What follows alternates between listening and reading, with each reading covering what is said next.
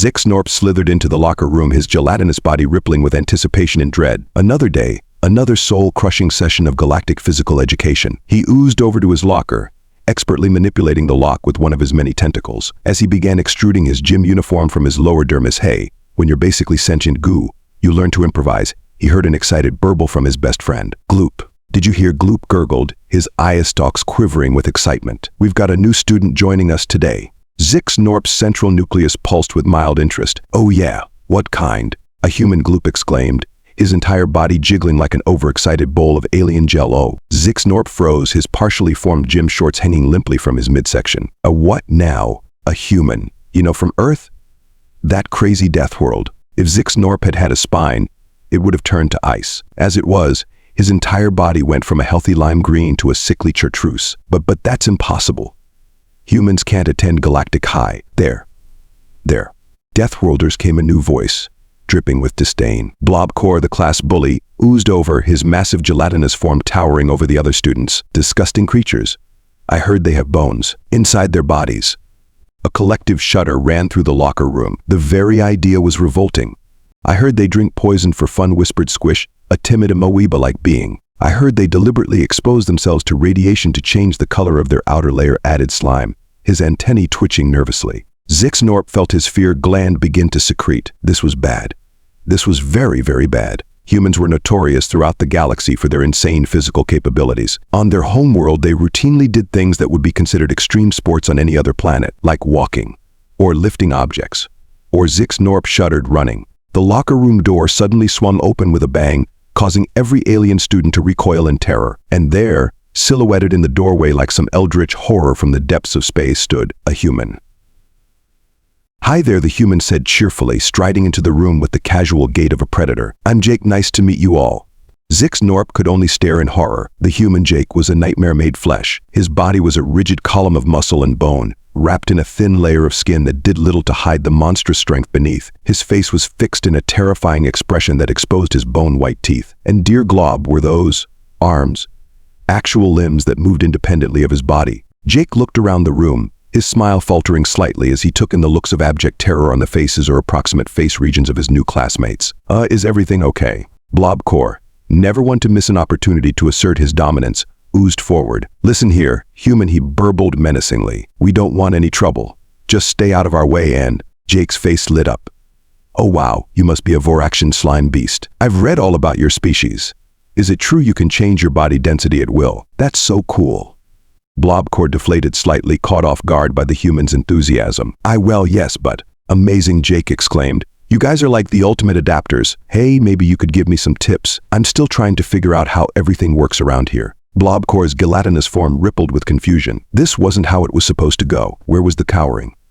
The begging for mercy? The inevitable swirly in the quantum toilet? Before Blob'kor could formulate a response, the coach's whistle echoed through the locker room. All right, larvae, Coach Zlorbax's voice boomed. Get your various orifices out here and line up. The alien students began to ooze, slither, and undulate towards the gymnasium, shooting nervous glances at Jake as they passed. Zyx'norp found himself bringing up the rear, his fear gland working overtime as he watched the human's muscular legs propel him forward with terrifying efficiency. As they entered the gym, Zyx'norp's worst fears were confirmed. Today's lesson was written on the holo board in giant, glowing letters. Obstacle course.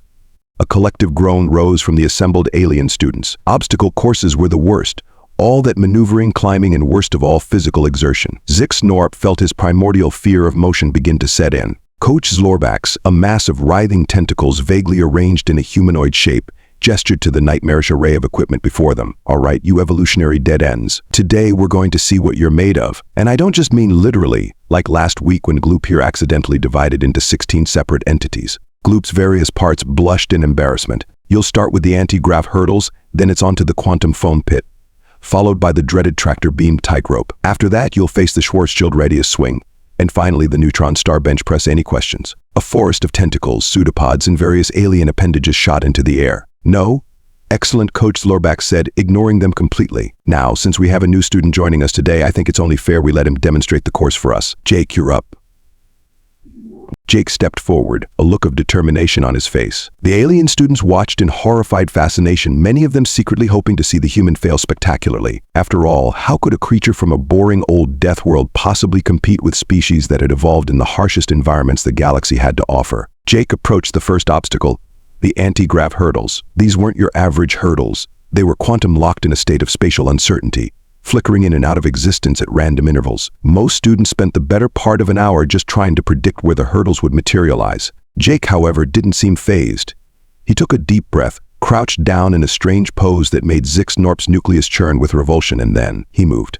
It was like watching a force of nature. Jake's powerful legs launched him forward with explosive force. He sailed over the first hurdle just as it flickered into existence, tucking and rolling in mid-air to avoid a second that materialized above him. The alien students watched in slack-jawed or slack pseudopod awe as Jake navigated the anti-grav hurdles with inhuman speed and grace. Did you see that? Gloop burbled, his eye stalks practically tied in a knot as he tried to follow Jake's movements. Impossible, Blob'kor muttered, his gelatinous form quivering with a mix of fear and grudging admiration. But Jake was far from done.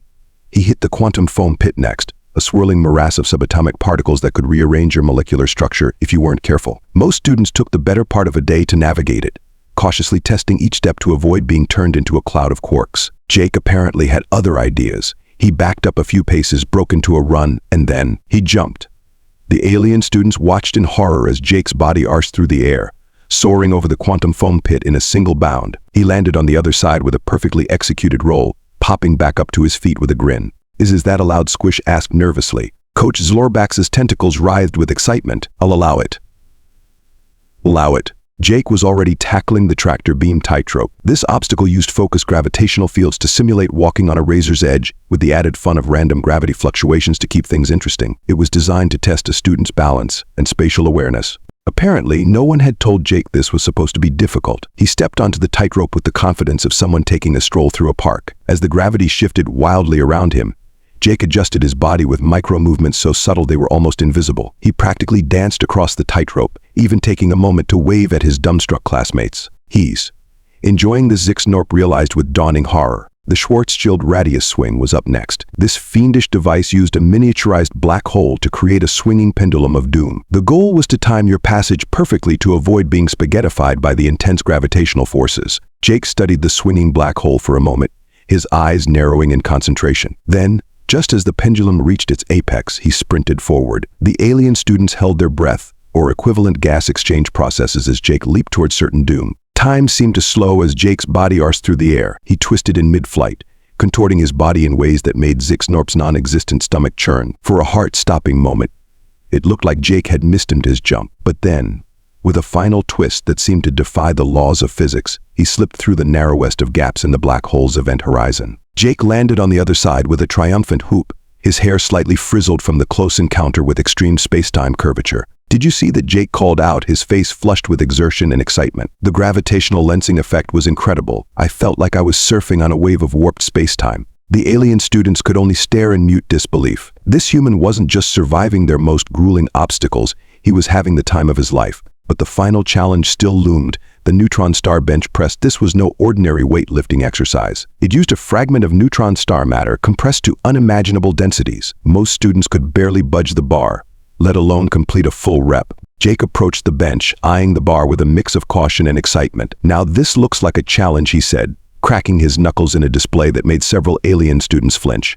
He positioned himself on the bench, gripped the bar, and began to lift. The veins in his arms bulged, his face turned red with exertion, and for a moment, it looked like even the mighty human had met his match. But then, with a primal growl that sent shivers through the gelatinous bodies of his classmates, Jake began to press the bar upwards. Slowly, inexorably, the neutron star matter began to rise. Jake's arms trembled with the effort, his teeth gritted in a grimace of determination. Come on, human. Show us what you're made of, Coach Zlorbax shouted, his tentacles waving in excitement. With a final Herculean effort, Jake locked his arms, holding the neutron star matter aloft in triumph. The gym erupted in a cacophony of alien cheers, whistles, and assorted noises of astonishment. Jake carefully racked the weight and sat up, his chest heaving with exertion. He looked around at his classmates, a broad smile on his face. So, how'd I do? Coach Zlorbax slithered over, his tentacles a blur of motion. How'd you do? How'd you do?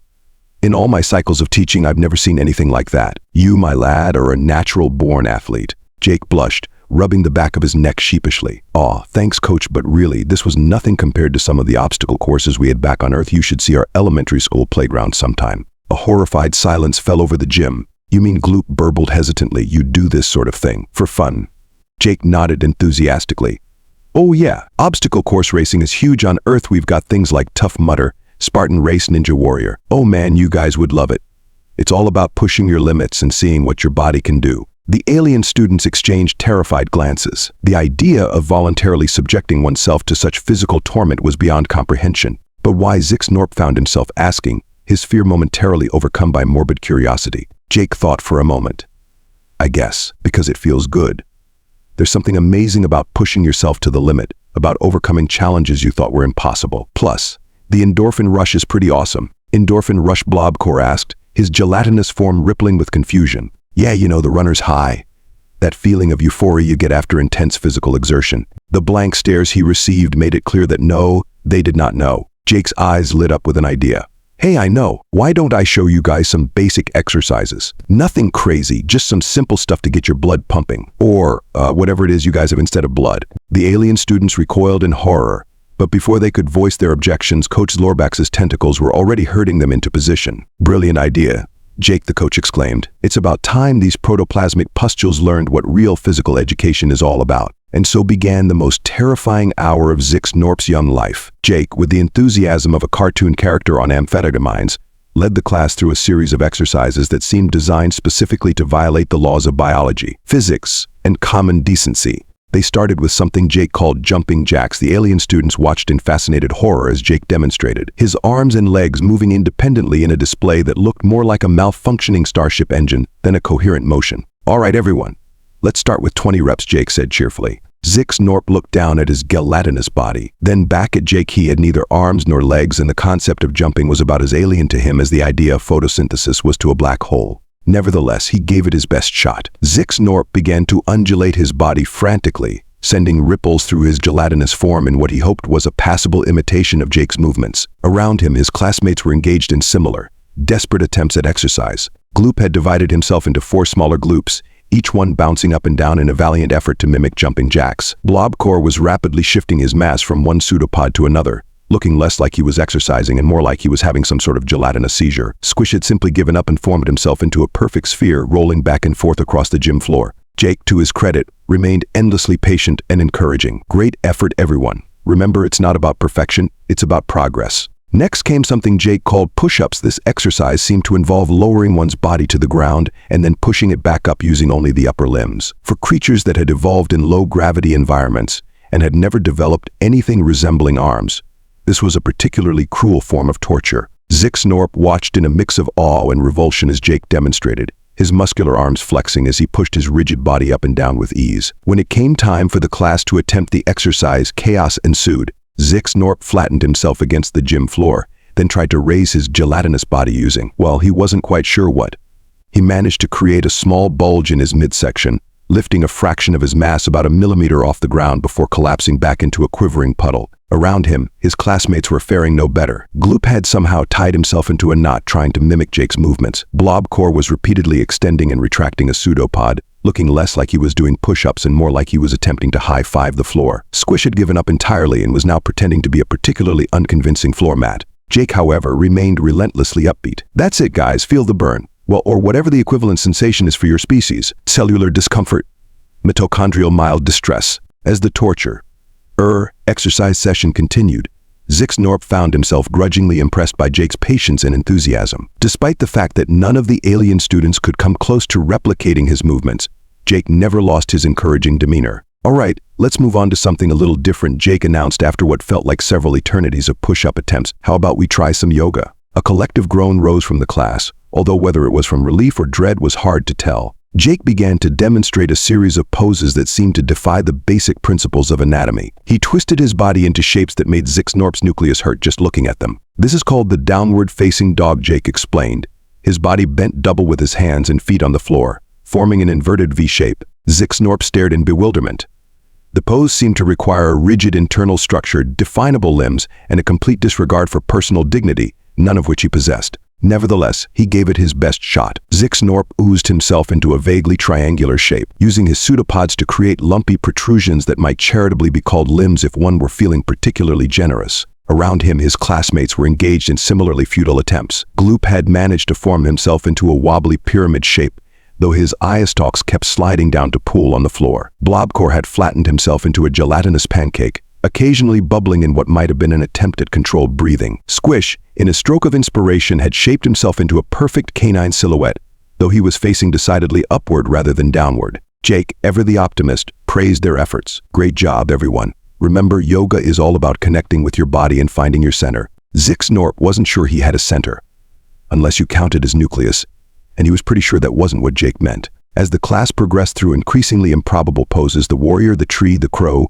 Zyx'norp found himself experiencing a strange coma. At first, he thought it might be the early stages of cellular breakdown, but as he held a particularly wobbly approximation of the chair pose, he realized with a start that it was something else entirely. He felt good. His cytoplasm was flowing more freely. His organelles seemed to be functioning with increased efficiency, and there was a general sense of well-being permeating his gelatinous form. Was this the endorphin rush Jake had mentioned? Looking around, Zyx'norp realized he wasn't alone in this revelation. Gloop's various sections were pulsing with a healthy glow. Blob'kor's sneer had been replaced by a look of surprised contentment. Even Squish seemed more vibrant, his usually timid pseudopods reaching out with newfound confidence. As the class finally came to an end, the alien students found themselves in a state of bewildered euphoria. They were exhausted, yes, but it was a satisfying kind of fatigue, the kind that came from genuine effort and accomplishment. Jake, barely even winded, beamed at the class. "Great job, everyone. You all did amazing. How do you feel?" There was a moment of silence as the alien students considered the question. Then, to everyone's surprise, it was Blob'kor who spoke up. "I feel strong," the bully said, his gelatinous form rippling with confusion and a hint of wonder. "Like I could ooze up a vertical surface or engulf prey twice my size." A chorus of agreement bubbled up from the class. Gloop was bouncing excitedly, his various parts vibrating in unison. Squish had expanded to nearly twice his usual size, puffed up with a newfound sense of confidence. Zyx'norp found himself nodding along. "It's not terrible," he admitted, which from him was practically a glowing endorsement. Jake's grin threatened to split his face in two. "That's awesome. See, I told you exercise could be fun. And just think, this is only the beginning. Wait until we get to team sports." A ripple of excitement ran through the class, followed immediately by a wave of terror as they considered what team sports might entail in Jake's world. Coach Zyx'norp slithered forward, his tentacles writhing with barely contained glee. "Outstanding work. Jake, I haven't seen this bunch so energized since we had that field trip to the black hole," and half the class almost got spaghettified. The coach turned to address the class, his voice booming with newfound enthusiasm. "All right, you cellular sludge piles. I hope you're ready, because from now on, we're going to be following Jake's example. I want to see you oozing, slithering, and undulating with purpose. We're going to whip you protoplasmic disappointments into shape if it's the last thing we do." A mix of groans and excited burbles rose from the class. Zyx'norp felt a strange mixture of dread and anticipation bubbling up in his cytoplasm. He glanced over at Jake, who gave him an encouraging thumbs up. As they began to make their way back to the locker room, Zyx'norp found himself sidling up to Jake. "So, this is really how you humans live all the time?" he asked, his voice a mix of awe and disbelief. Jake chuckled. "Well, not all humans are as into fitness as I am, but yeah. Physical activity is a big part of our culture. It's not just about staying healthy, it's about challenging yourself, pushing your limits, you know." Zyx'norp didn't know, not really. The idea of voluntarily subjecting oneself to physical strain for fun was still utterly alien to him, and yet, he couldn't deny the strange sense of accomplishment he felt. For the first time in his life, he felt like his body was more than just a gelatinous prison for his consciousness. It was a tool, something he could shape and improve. "Do you think," Zyx'norp began hesitantly, "do you think you could show me more? Like maybe some exercises I could do that are more suited to my, unique physiology?" Jake's face lit up like a supernova. "Absolutely. I'd love to. We could work on resistance training to improve your pseudopod strength. Maybe some flexibility exercises to increase your shape-shifting abilities. Oh, and we could design a cardio routine that works with your unique circulatory system." As Jake rambled on about exercise plans and fitness goals, Zyx'norp felt a strange sensation. It took him a moment to recognize it, so unfamiliar was the feeling. It was hope. Hope that maybe, just maybe, he could become something more than a quivering blob of space jelly. The rest of the alien students seemed to be having similar epiphanies. Gloop was eagerly asking Jake about exercises to improve his mitosis control. Blob'kor was inquiring about weight training techniques for amorphous beings. Even timid little Squish was shyly asking about confidence-building exercises. As they reached the locker room, Zyx'norp realized that everything had changed. The terrifying Deathworlder they had dreaded this morning had, in the span of a single gym class, become something else entirely. Jake wasn't a monster to be feared, but a friend, a mentor, a bridge to a whole new way of existence. Zyx'norp watched as Jake chatted animatedly with a group of alien students, his hands moving in excited gestures as he explained some new exercise concept. In that moment, Zyx'norp had a sudden, startling realization. The most alien thing in this room wasn't the human with his rigid skeleton and independently moving limbs. It was the idea he represented, the concept that one could reshape their destiny through sheer force of will and a whole lot of sweat. As he began to extrude his regular clothes from his lower dermis, Zyx'norp found himself looking forward to the next gym class with an enthusiasm that would have been unthinkable just hours ago. He glanced over at Jake one last time, marveling at the strange twists of fate that had brought this human into their lives. Who knew? Maybe one day they'd all be Deathworlders in their own right. Zyx'norp imagined himself conquering obstacle courses, bench-pressing neutron stars, and running marathons across the galaxy. He chuckled at the absurdity of it all, a sound that came out as a series of amused bubbles. One thing was for certain, gym class would never be the same again, and neither would they. As Zyx'norp oozed out of the locker room, he felt like he was sliding into a whole new phase of his existence. Who would have thought that the key to unlocking his potential had been there all along, hidden within his own protoplasm, just waiting for a crazy human to show him how to access it? The universe, it seemed, had a strange sense of humor. But then again, when you're a blob of sentient space goo learning yoga from a Deathworlder, you learn to appreciate life's little ironies. As the day came to a close and the students of Galactic High went their separate ways, there was a new spring in their pseudopods, a new vibration in their cellular membranes. They had stared into the face of Deathworld fitness and lived to tell the tale. More than that, they had embraced it, alien as it was. And as for Jake, he walked out of the school with a bounce in his step and a grin on his face, already planning tomorrow's lesson. Who knew teaching gym to a bunch of alien blobs could be so much fun? He had a feeling this was the beginning of a beautiful, if utterly bizarre, friendship. After all, in the vast, weird expanse of the galaxy, what was a little cross-species exercise between friends? In the weeks that followed Jake's arrival at Galactic High, a strange transformation began to take place. It started small, a ripple in the vast ocean of interstellar academia, but soon grew into a wave that threatened to reshape the very fabric of alien society. Zyx'norp found himself at the center of this change, much to his gelatinous surprise. He'd never been one for the spotlight, preferring to blend into the background quite literally, thanks to his chameleonic abilities. But now, he found himself leading a revolution of sorts. It began innocently enough. The day after that fateful gym class, Zyx'norp decided to try some of Jake's exercises in the privacy of his own dwelling pod. He oozed himself into a shape vaguely resembling a push-up position and began to undulate rhythmically. His pod mate, a gaseous entity named Whiff, watched in fascination. "What in the name of the great nebula are you doing?" Whiff asked, his voice a melodious whisper of escaping gas. Zyx'norp, mid-undulation, felt a surge of embarrassment course through his cytoplasm. But then he remembered Jake's words about challenging oneself and pushing limits. "It's called exercise," he burbled proudly. "The new human student taught us. Want to join?" To his surprise, Whiff agreed. Soon the two of them were engaged in what could charitably be called a workout routine. Whiff's version of jumping jacks involved rapidly expanding and contracting his gaseous form, while Zyx'norp attempted a series of gelatinous contortions that he hoped approximated yoga poses. Word spread quickly through the binary star system that housed Galactic High. Alien students from all corners of the cosmos began to take an interest in this strange human practice, called physical fitness. Blob'kor, much to everyone's shock, became one of Jake's most dedicated disciples. The former bully could often be seen in the school's anti-gravity chamber, lifting progressively larger chunks of dark matter. His gelatinous form, once soft and amorphous, began to develop what could only be described as muscles if muscles were made of semi-sentient goo. Gloop took to the new fitness craze with characteristic enthusiasm. He developed a workout routine that involved rapidly dividing and recombining his cellular structure. "It's like interval training," he explained to a bewildered Jake, "but on a molecular level." Even timid little Squish found his niche. Under Jake's patient tutelage, he discovered a talent for what the human called yoga. Squish's amorphous form allowed him to contort into poses that would have made even the most flexible human yogi green with envy. The change wasn't limited to the students. Coach Zyx'norp, inspired by Jake's methods, completely revamped the physical education curriculum. Gone were the days of quantum foam dodgeball and neutron star shot put. In their place came a holistic program designed to challenge and improve students of all species and physical compositions. Remember Coach Zyx'norp would below, his tentacles writhing with excitement. "There's no such thing as a non-athletic species. There's only untapped potential." The effects began to ripple outward from the school. Parents noticed their offspring returning home more energized, more confident. Some even reported improved academic performance.